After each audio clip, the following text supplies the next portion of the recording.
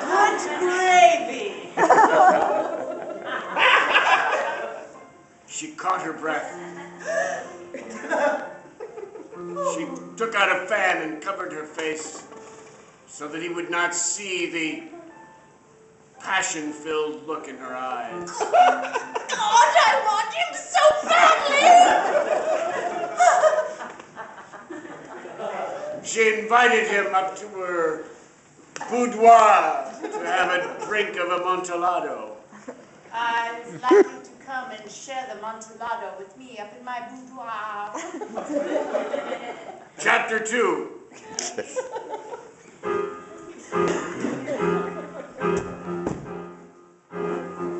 And the last ingredient is creme de menthe, and a bit of chocolate, some white pepper, and I set it aflame. Handing it to him and looking deeply into his eyes, she realized that he had not spoken a word since they had met. Pat out your tongue.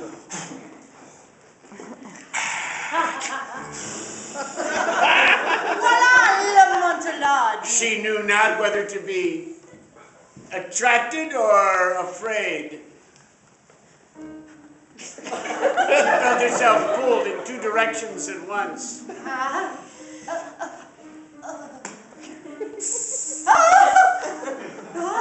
She realized that when he had burnt his hand, no wound had appeared, no blood. She touched him. He was cold. Cold like a stone in a cemetery. You are one fine piece of alabaster. That was what she thought. Then she heard a thumping coming from inside the wall. What? I specifically asked for a boudoir that didn't have rats in it. What is it? She listened again, and it was a rhythmic pounding. What?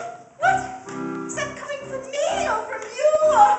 It sounded like Shakespearean verse, like a heartbeat. Desperately, she grabbed a garden trowel that was conveniently in her purse and jabbed it into the wall. Oh, it just makes it Blood poured forth. Blood spurted out of the wall.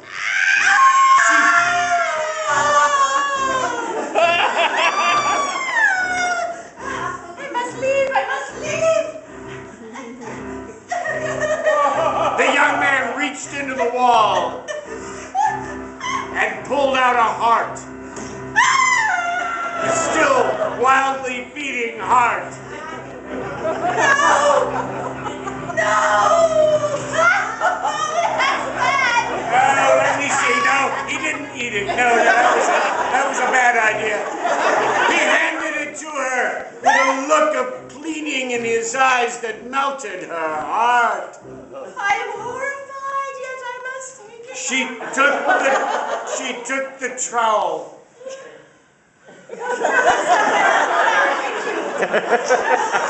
And jammed it into his chest. She knew not why. I'm a lady! She opened his chest. It was empty. She put the heart in and closed it up and stood back and held her breath for what seemed an eternity, or at least an hour or two. And suddenly, the young man's whiteness turned more flesh-like. She reached out and touched him. Whoa! It was warm. I've turned you into a real boy.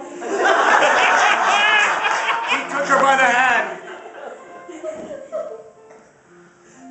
And he took her out into the night and showed her Paris. Suddenly she could understand French. And they walked slowly down to the Pont de l'Alma. And they looked up. They They walked to Trocadero and looked across the Seine, and there she saw what so few Americans at that time had seen. It was the Eiffel Tower. The world's first skyscraper. They walked slowly up the Eiffel Tower, looking back every now and then at the glory of the city of lights. He took her to the top of the Eiffel Tower.